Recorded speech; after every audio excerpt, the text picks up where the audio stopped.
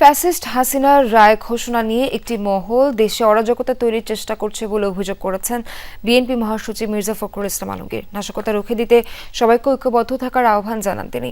জাতীয় প্রেস ক্লাবে মাওলানা আব্দুল হামিদ খান ভাসানীর ৪৯তম মৃত্যুবার্ষিকী উপলক্ষে আলোচনা সভায় মির্জা ফখরুল বলেন, স্বৈরাচার শেখ হাসিনার মামলার রায় নিয়ে দেশে আতঙ্ক তৈরির চেষ্টা করা হচ্ছে। তিনি বলেন, হতাশা, বিভ্রান্তি, অনিশ্চয়তার মধ্যেও দেশ এখন নির্বাচনমুখী।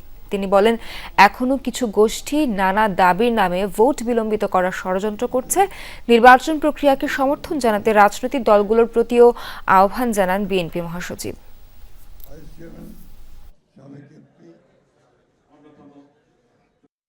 আগামীকাল ফ্যাসিস্ট হাসিনার গণহত্যার বিরুদ্ধে যেটা ট্রায়াল হয়েছে তার রায় বেরোবে। এই নিয়ে একটা চরম আপনার একটা বলা যেতে পারে যে একটা অনিশ্চয়তা, একটা আতঙ্ক সারা দেশে বিরাজ করছে। এই নিয়ে কোনো ওইটা বড় একটা অপেক্ষা রাখে না, এবং একটা মহল এটা নিয়ে বাংলাদেশে আবার একটা নৈরাজ্য সৃষ্টি করার জন্য পায়তারা করছে।